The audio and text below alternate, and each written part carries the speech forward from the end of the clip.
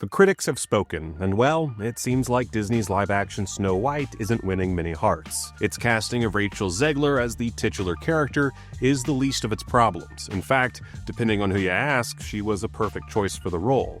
Others? Not so much. But what if things had gone differently? Well, it's time to drag in our poor abused AI artists to imagine a world where Snow White was cast just a little bit differently. For Snow White herself, there are plenty of talented actresses who would be perfect for the role. The first one that came to my mind was Dove Cameron, notable for playing Mal in Disney's Descendants franchise. Next up, I've got to mess with our comments section a bit and suggest another Disney alumni, Zendaya. No matter what, we're going to have a stronger version of Snow White, someone with more of a heroic edge than the 1937 original. Zendaya has that edge. While there are plenty of interesting choices out there, I'm going to go with Furiosa herself, Anya Taylor-Joy. She's got the most traditional look, and her ability to hold her own in a lead role has been tested and proven multiple times now. This is a tough little battle, but I'm going to go ahead and stick with Anya Taylor-Joy. She's got a similar wide-eyed beauty to Zegler, while also being one hell of a great actress. For those of you who are stuck on a fairy tale princess's melanin levels, she's also got a pretty fair complexion. But most importantly, we learned from her role in Last Night in Soho that she can sing as well. Dove Cameron would undoubtedly be the better choice in that regard, but I'm sticking with Taylor-Joy, mostly because I'm a Mad Max nerd.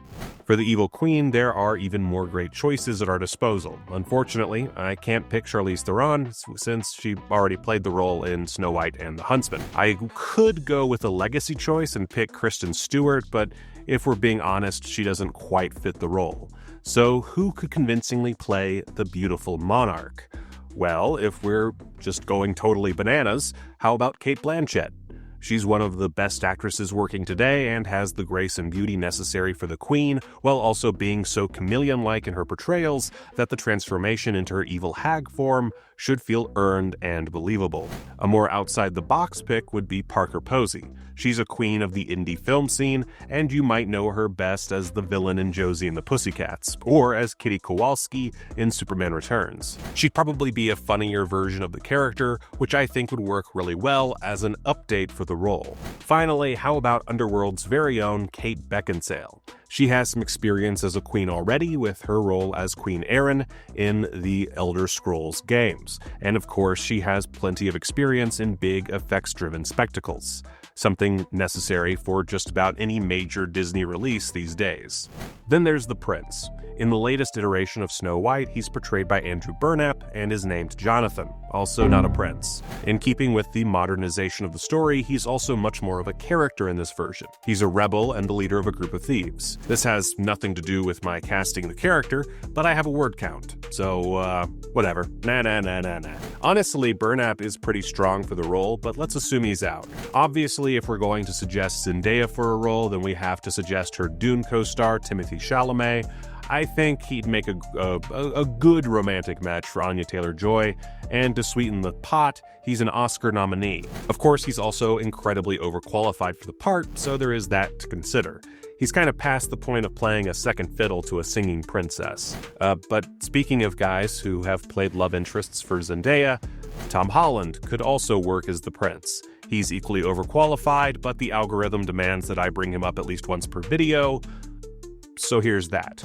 Finally, Paper Town star Nate Wolff, brother of Hereditary actor Alex Wolff, would also make for a strong prince. He's musically proficient, having composed music and performed for his Nickelodeon show, The Naked Brothers Band. He's also a pretty well-rounded young actor, while still being a minor enough star that he'd be more likely to tackle the role in the first place. And yeah, I'm gonna go with Nate Wolff, obviously. He just makes more sense as the prince, even if the powers that be would probably prefer Chalamet.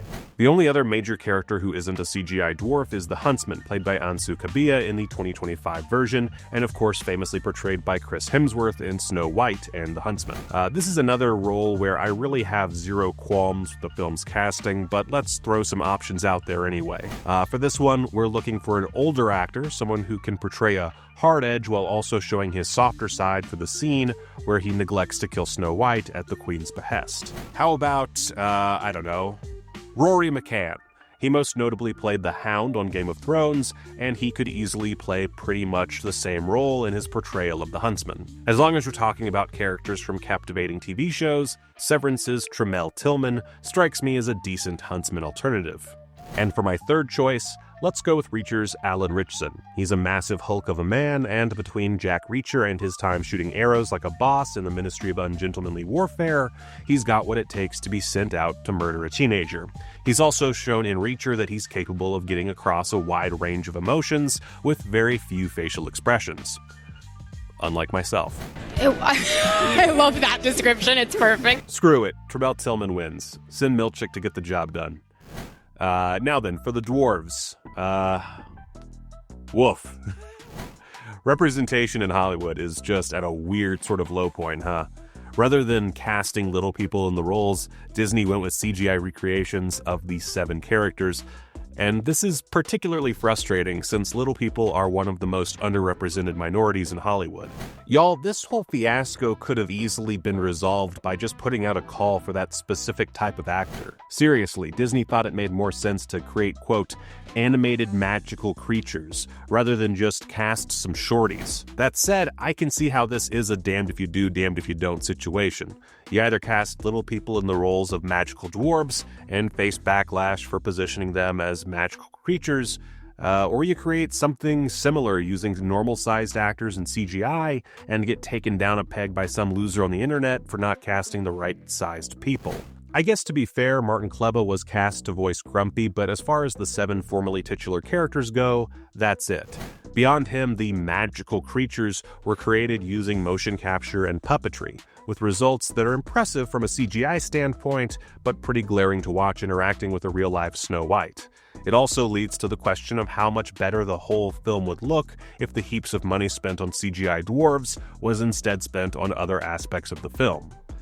You know, like Gal Gadot's singing lessons. Imagine there's no heaven.